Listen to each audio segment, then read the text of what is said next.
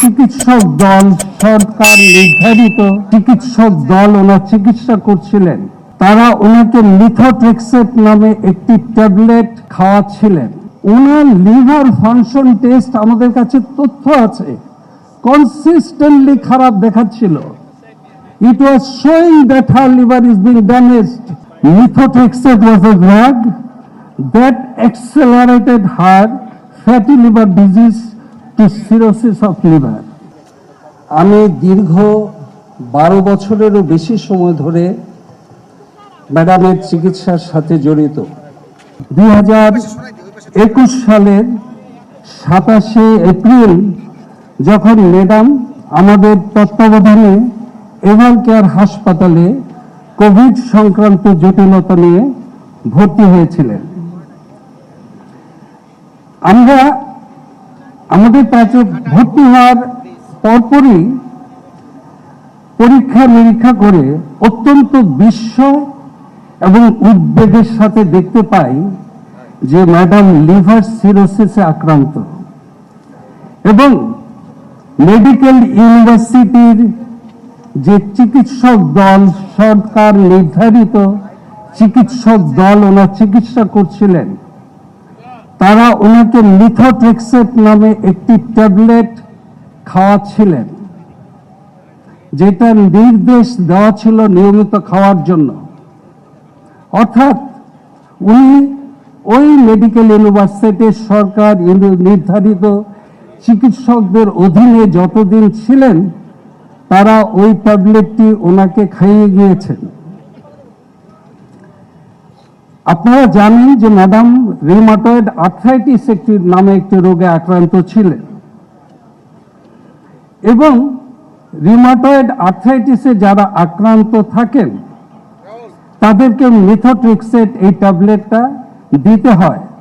অর্থাৎ এটা হচ্ছে একটা চিকিৎসার অংশ যে ওটা উনি পাবেন।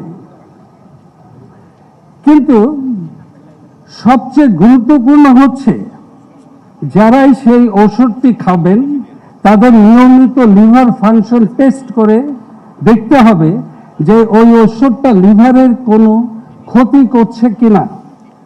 যেমন ব্যথার ওষুধ খেলে রিউমাটয়েড আর্থ্রাইটিসে নিয়মিত কিডনি ফাংশন পরীক্ষা করে দেখতে হয় যে ব্যথার ওষুধটা কিডনির ক্ষতি করছে কিনা। এবং ওনার এই দীর্ঘ সময় যতদিন উনি ইউনিভার্সিটি হসপিটালে সরকার নির্ধারিত চিকিৎসকদের অধীনে চিকিৎসাধীন ছিলেন, আপনারা শুনে অবাক হবেন যে ওনার লিভার ফাংশন টেস্ট আমাদের কাছে তথ্য আছে, কনসিস্টেন্টলি খারাপ দেখাচ্ছিল। It was showing that her liver is being damaged. কিন্তু একটা আলট্রাসোনোগ্রাফি পর্যন্ত ম্যাডামের করা হয় নাই। Would you believe it? A patient like Madam Khaleda Zia, she was admitted in hospital, university hospital, where she was under care of so-called specialist doctors, যাদের আন্ডারে ছিল। ওনার একটা আলট্রাসোনোগ্রাফি পর্যন্ত করা হয়নি 2 বছরে। হ্যাঁ, ওনারা বলবেন যে ম্যাডাম ওনার আলট্রাসোনোগ্রাফি করতে ওখানে রাজি হচ্ছিলেন না। আপনাদের সবার তথ্যের জন্য বলতে চাই, আমাদের আন্ডারও ম্যাডাম যখন ভর্তি ছিলেন তখন আমরাও রিপিটেডলি অনেক ইনভেস্টিগেশন করাতে চেয়েছি, যেটা প্রথম ম্যাডাম রাজি ছিলেন না। কিন্তু আমরা কাউন্সিলিং করে এটার গুরুত্ব বুঝিয়ে তারপরে ম্যাডামকে আমরা সেই চিকিৎসা করার জন্য, সেই ইনভেস্টিগেশন করার জন্য রাজি হয়েছি। এমনকি ওই সময় লিভার ফাংশনটা খারাপ দেখার পরে উনি বারবার চেয়েছেন যে ওনার পছন্দের চিকিৎসককে মেডিকেল বোর্ডে অন্তর্ভুক্ত করা হোক। আমি জানি বিএনপির পক্ষ থেকে একজন আইনজীবী কোর্টে রিট করেছিলেন এবং কোর্ট জানতে চেয়েছিল যে ম্যাডাম কি চিকিৎসা ভুগছে।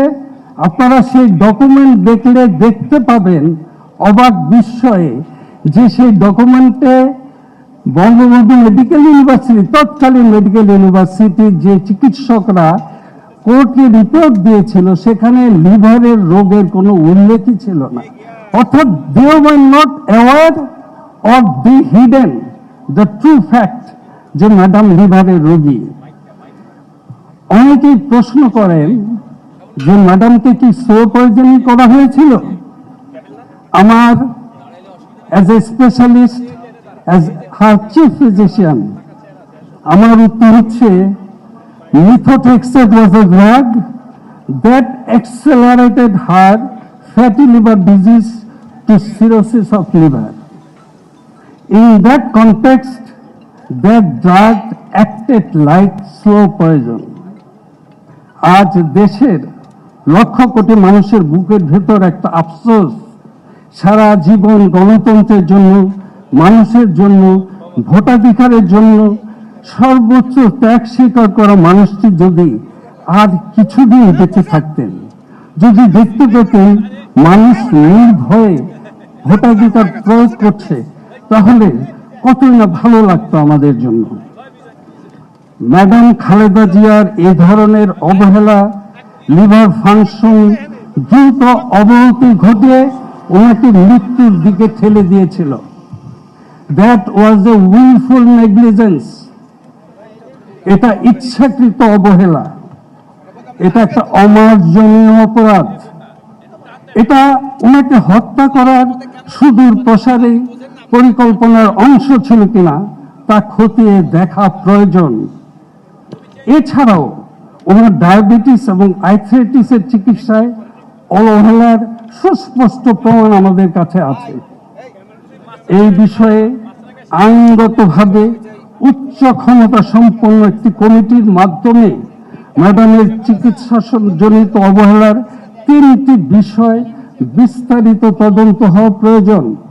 নাম্বার 1, সরকার গঠিত মেডিকেল বোর্ডের সদস্য কারা ছিলেন এবং কোন দক্ষতার ভিত্তিতে তারা ম্যাডামের চিকিৎসার দায়িত্ব নিয়ে তাকে মেডিকেল ইউনিভার্সিটিতে চিকিৎসার জন্য রেকমেন্ড করে নিয়ে গিয়েছিলেন, এবং দায়িত্ব পালনের ব্যর্থতা তাদের উপর বর্তায় কিনা। 2 নম্বর, ভর্তিকালীন সময়ে কোন কোন চিকিৎসক ওনার চিকিৎসার সাথে সম্পৃক্ত ছিলেন এবং চিকিৎসায় অবহেলার প্রমাণ পাওয়া যায় কিনা। 3 নম্বর, মেডিকেল বিশ্ববিদ্যালয়ের চিকিৎসা চলাকালীন সময়ে ম্যাডাম আইনজীবীর মাধ্যমে তার ব্যক্তিগত চিকিৎসকদের অন্তর্ভুক্ত করতে চেয়েছিলেন, তখন কি কারণে হয়নি, কারা বাধা দিয়েছিল। উল্লেখ করা দরকার, সুষ্ঠু তদন্তের স্বার্থে ম্যাডামের চিকিৎসা সংক্রান্ত বিএমইউর সমস্ত ডকুমেন্ট আইনগতভাবে জব্দ করা উচিত।